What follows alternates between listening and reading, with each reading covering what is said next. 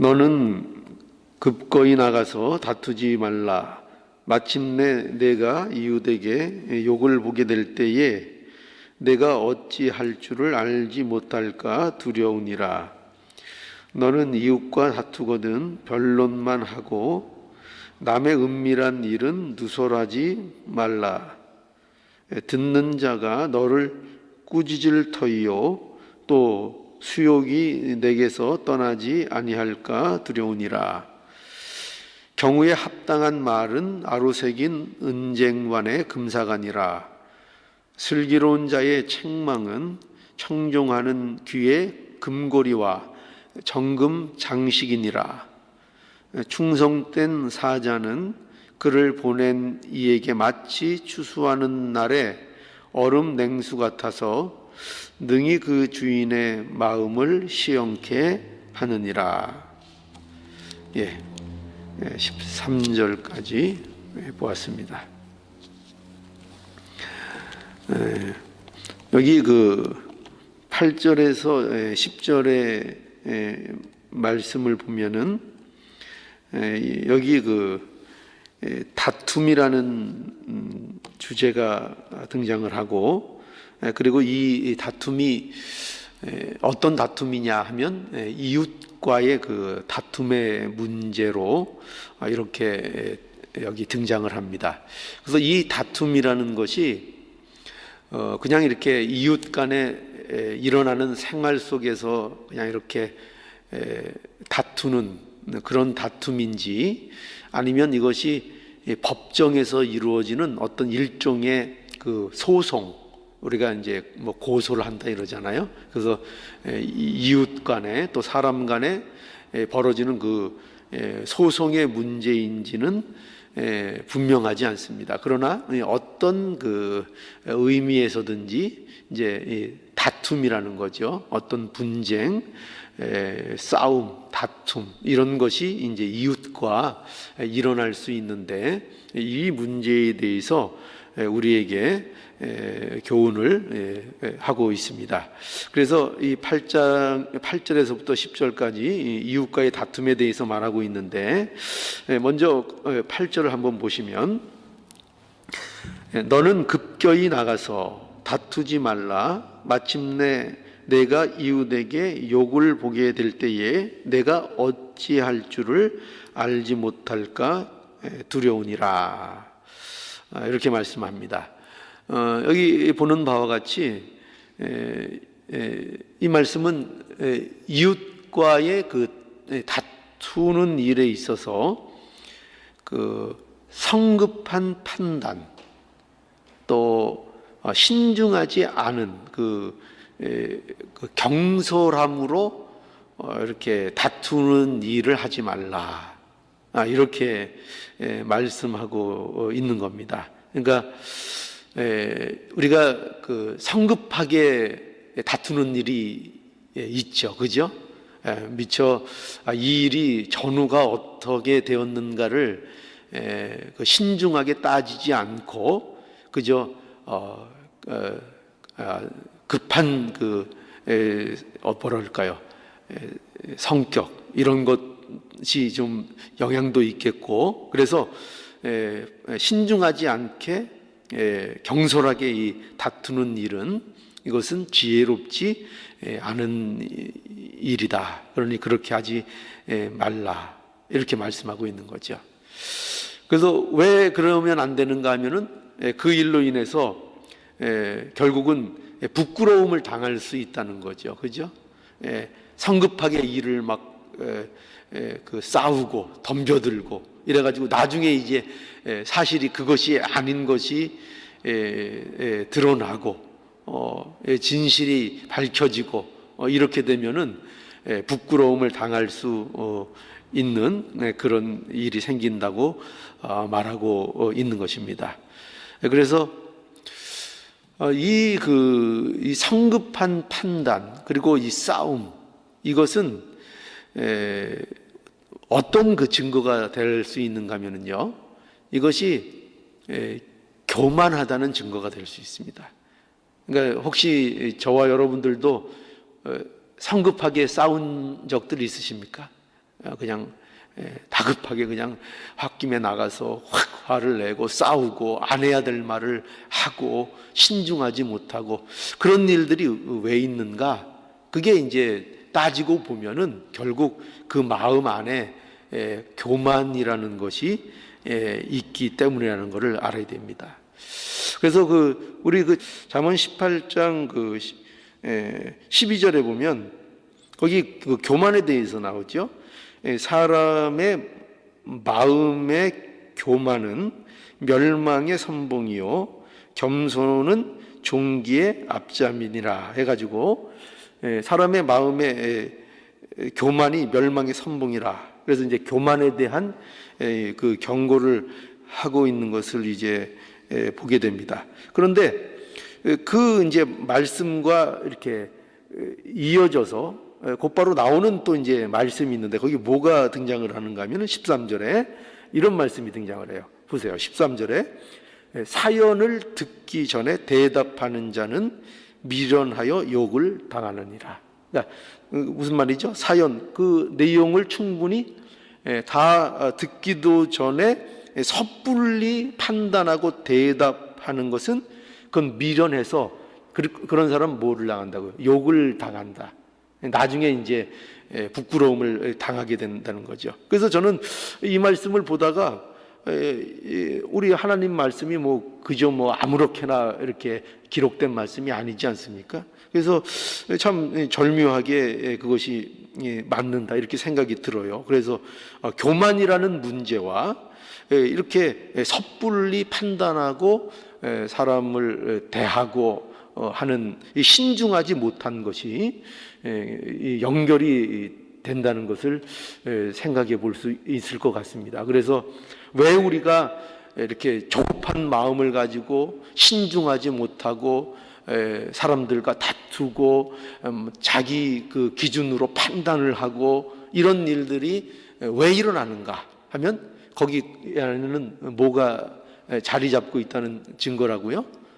교만이라는 것이 그 마음에 있다는 것을 우리가 좀 생각해 봐야 되겠습니다. 그래서 우리 자신들도 얼마나 내가 남들을 내 마음대로 섣불리 판단했는가 하고 이 문제가 단순한 문제가 아니라 이런 일을 내가 했을 때에 이것은 내가 아직도 이 교만의 문제가 있구나. 내가 나만 옳다고 생각하는 이 문제가 있으니까 이토록 나는 맞고 남은 틀리다는 것이 내 안에서 너무나도 이제 분명하게 굳어져 있으니까 그러니까 남을 이렇게 함부로 금방 이렇게 판단하고 말을 하게 되는 이런 일을 하게 되는구나 하는 것을 우리가 좀 자신을 점검해 볼 수 있어야 되겠습니다.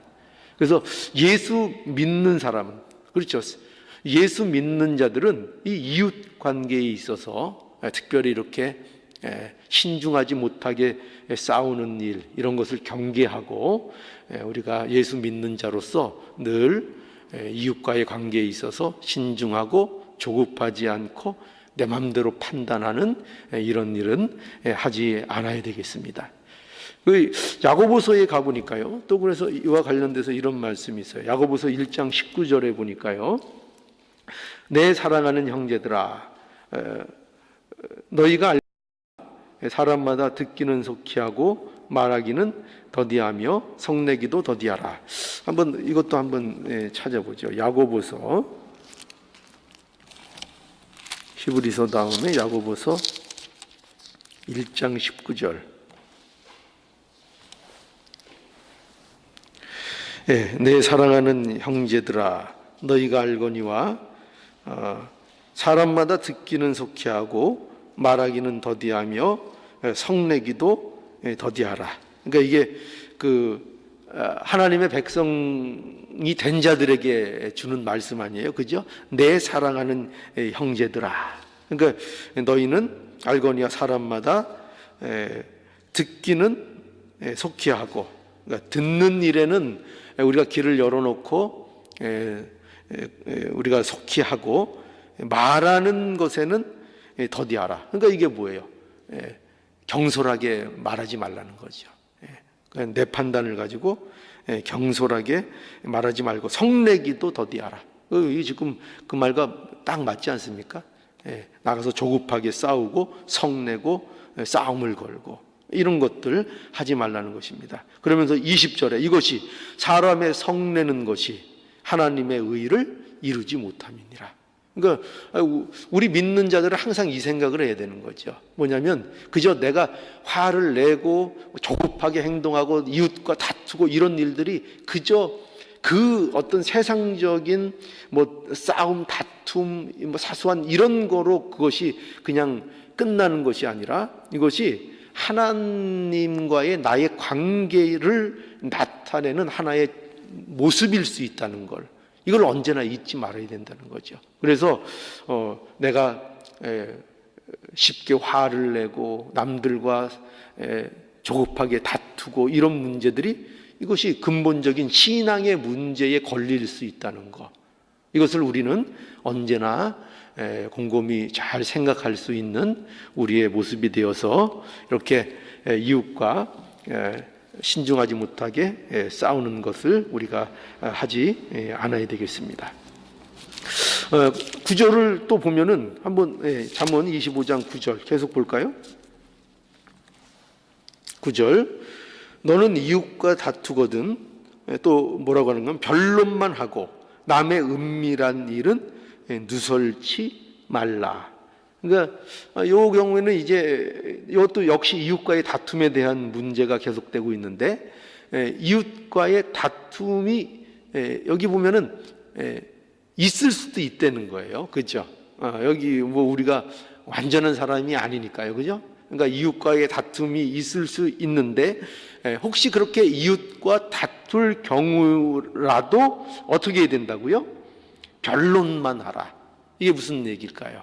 변론만 하라. 그러니까 그 문제 자체만 가지고 옳고 그름을 서로 얘기하고 정직하게 나가야 되지.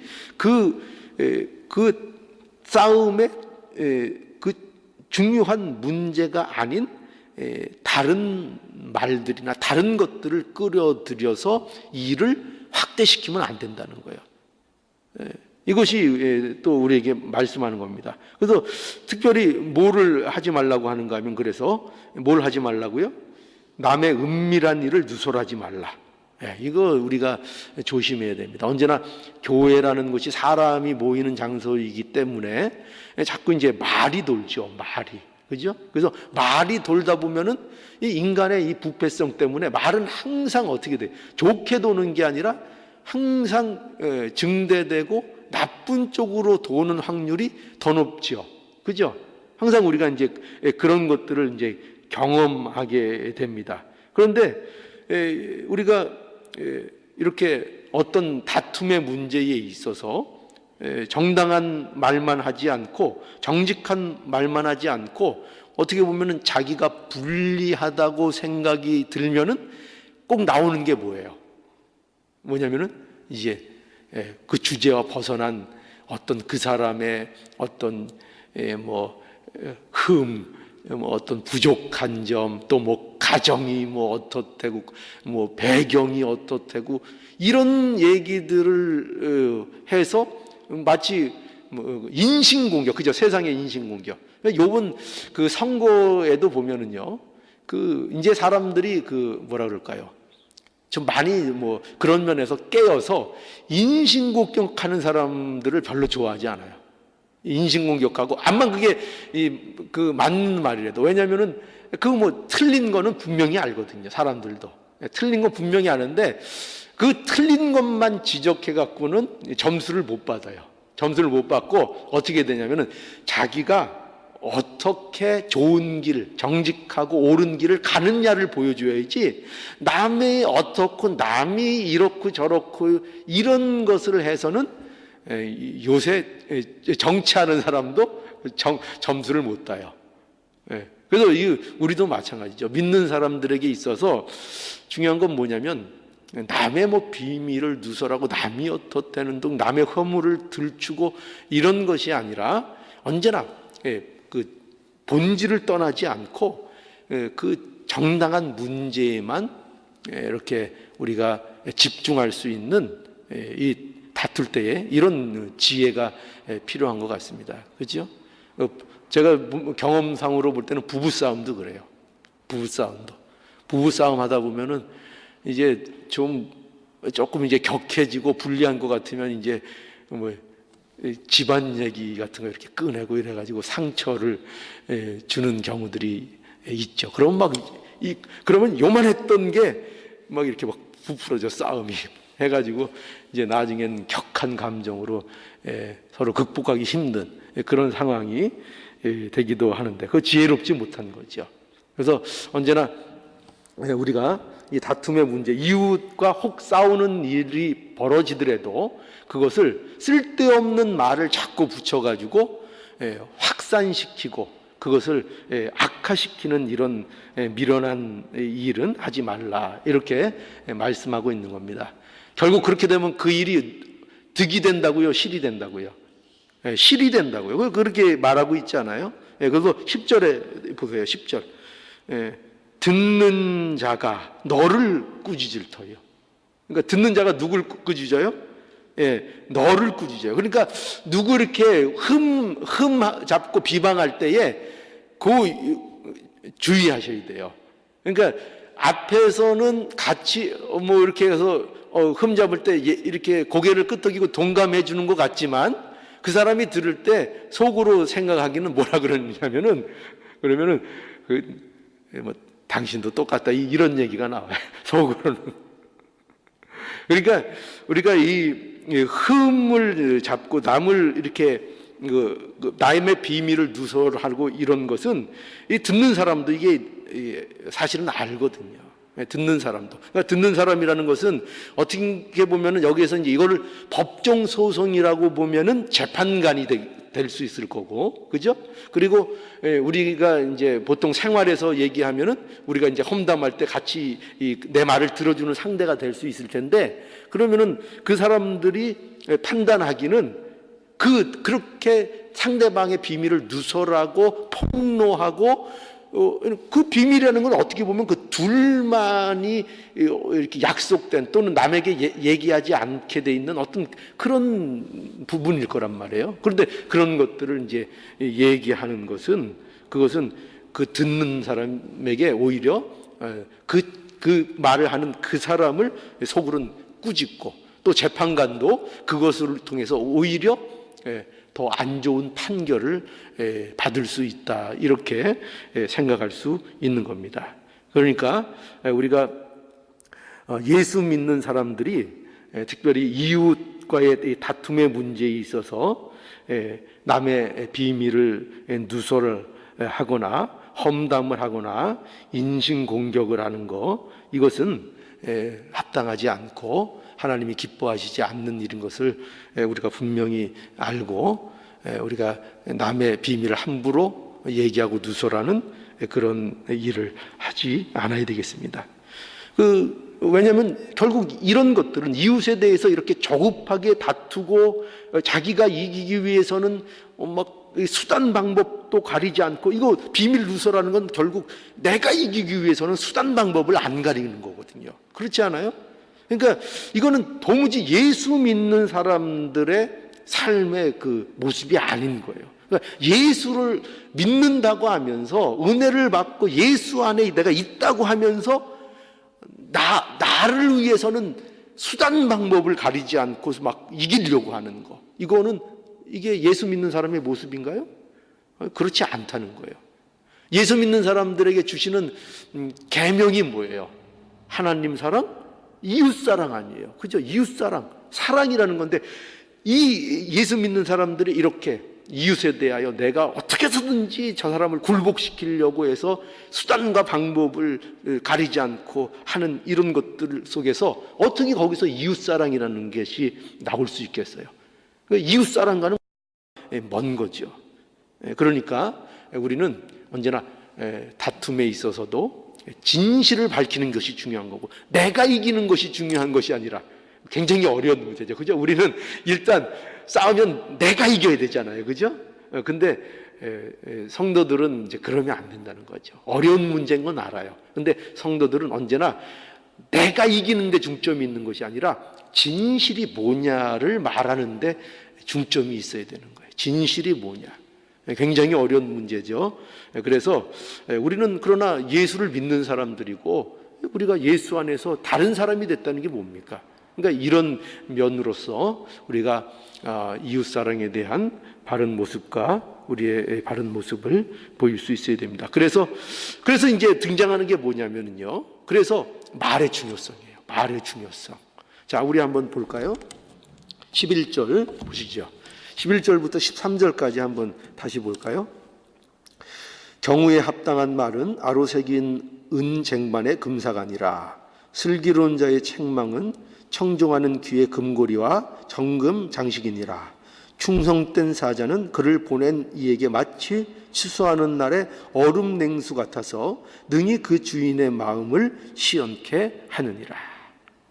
여기 이제 가장 그 중요한 뭐라 그럴까요? 메인 그 센텐스가 되는 것은 그 11절이라고 할 수 있어요. 여기에 보면 경우에 합당한 말은 아로새긴 은쟁반의 금사가 아니라 해서 이제 합당한 말이 얼마나 그게 아름답고 가치 있는 것이냐 하는 것을 말씀하고 있는 거죠. 그러니까 말을 잘해야 된다는 거예요.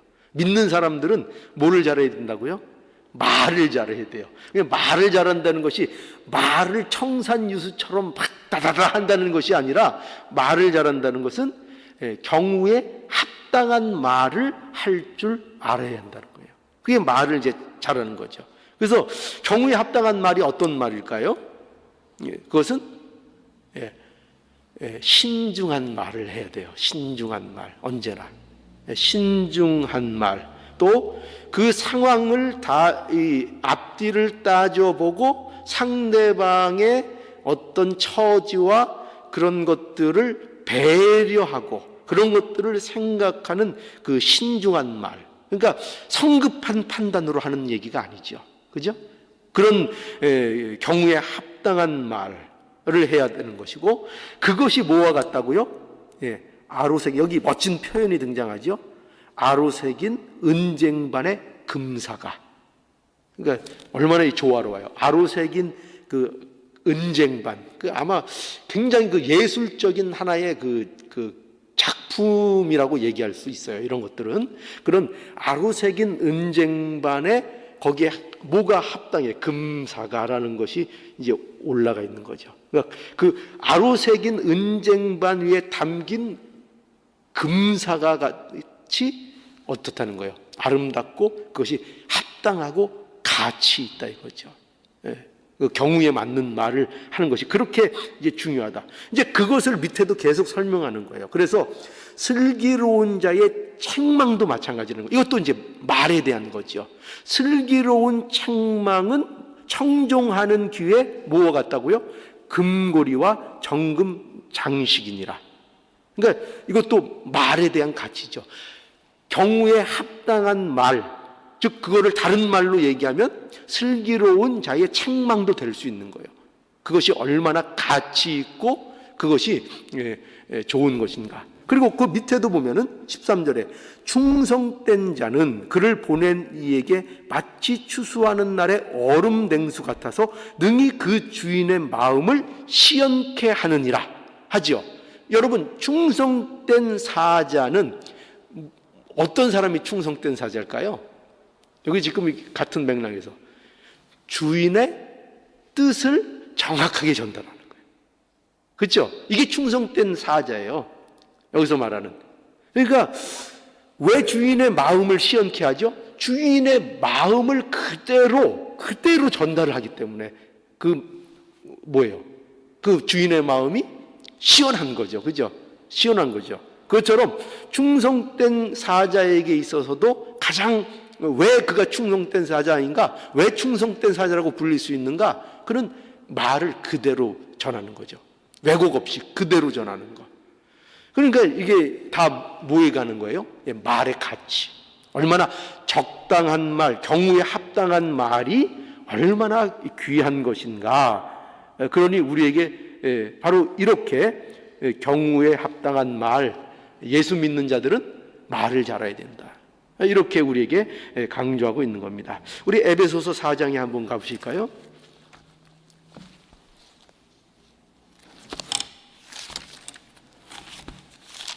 에베소서 4장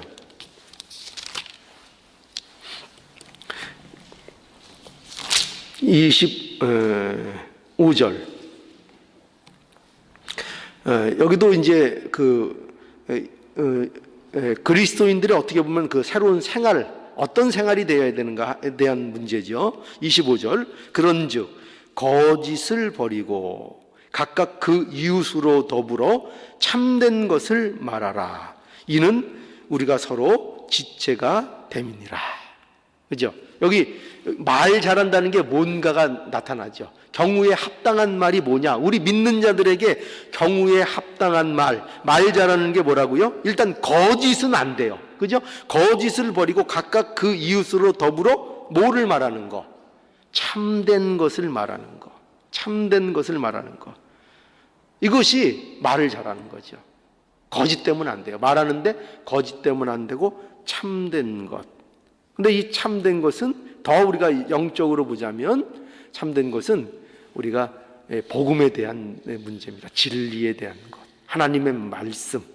그러니까 우리 믿는 자들에게 있어서 합당한 것은, 합당한 말을 한다는 것은 어떻게 보면 우리가 하나님의 말씀을 하나님의 말씀대로 그대로 전하는 이 정직한 말과 행동과 삶, 이런 것들이 그 말이라고도 할 수 있는 거예요. 그러니까 그게 우리가 말하는 법. 그러니까 우리가 말하는 법은 입으로만 말하는 것이 아니라 우리의 삶으로, 그죠? 우리의 행동으로 하나님의 말씀의 어떠함을, 그 진리됨을 우리의 행동을 통해서 보여주는 삶. 그게 우리가 말을 잘하는 거죠. 꼭 말만 떠벌려야 잘하는 것이 아니라 우리의 삶을 통해서 하나님의 진리를 보여주는 거. 그게 말을 잘하는 거예요. 그 말을 잘해요. 그런 말을 잘해야 되는 거예요. 그리고 29절을 보시죠. 29절. 같은 에베소서 4장 29절. 무릇 더러운 말은 너희 입 밖에도 내지 말고 오직 덕을 세우는 대로, 내 소용되는 대로 선한 말을 하여 듣는 자들에게 은혜를 끼치라. 그렇죠? 은혜를 끼치라. 선한 말을 하는 거. 더러운 말을 하지 않고 선한 말을 하는 거. 이것이 뭐라고요? 이것이 바로 예수 믿는 자들이 말을 잘하는 것이다. 그래서 우리가 예수 믿는 자들은 특별히 이렇게 말을 잘하는, 덕을 세우는 말을 하고 생명을 살리는 말을 하고 우리의 지체들을 더욱더 유익되게 하는 이 말을 하는 이러한 우리의 모습이 돼야 할 것입니다. 그래서 우리가 기억해야 될 것은 우리가 말을 잘해야 되는데 말 잘하는 법은 하나님 말씀하는 거, 이게 이제 가장 중요한 것 같아요. 예수님을 전하는 거. 우리 말을 누가 제일 잘했죠? 역사상 누가 말을 제일 잘했을까요? 누가 합당한 말을 제일 잘했을까요? 누구 같아요? 예수님. 예수님이 가장 경우에 합당한 말을 하셨어요. 우리에게 가장 경우에 합당한 말, 생명을 살리는 말, 우리에게 유익이 되고 도움이 되고 인류를 구원하시는 말, 예수님이 그 말을 하신 거예요. 그러니까 우리도 어떤 말을 해야 돼요? 그 예수님이 하신 그 경우에 합당한 그 말을 우리의 삶 속에서 부지런히 해서 많은 사람들에게 은혜를 끼치는 귀한 우리의 모습이 되어야 되겠습니다. 기도하시겠습니다.